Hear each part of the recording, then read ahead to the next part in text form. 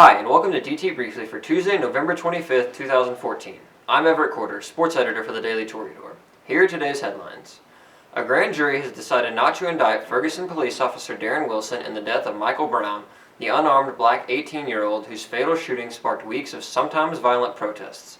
St. Louis County prosecuting attorney Bob McCullough announced the decision Monday evening.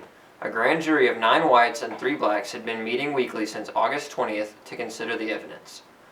Black Friday, the day after Thanksgiving when stores have some of their largest sales of the year, started because it was the day retailers switched their books from red to black, Deborah Fowler, associated professor in the College of Human Sciences, said.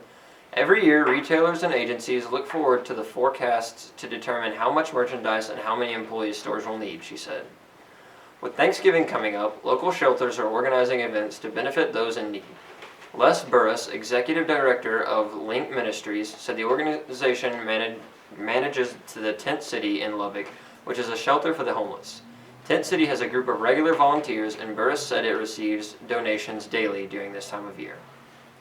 Texas Tech offensive coordinator Eric Morris said although he stays in close contact with 5-star Tech commit Jarrett Stidham, he was never informed the quarterback would be playing in Stephenville's playoff game Friday night against Estacado.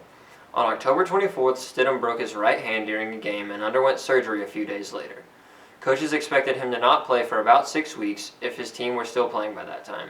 In a Class 4A second-round playoff game, the dual-threat quarterback came in after Stephenville's first offensive drive and threw for 341 yards on 18 of 25 attempts and 6 touchdowns. He ran the ball 12 times for another 181 yards and 3 touchdowns on the ground, according to 247sports.com. For full stories, pick up a copy of the Daily Toreador or visit dailytoreador.com.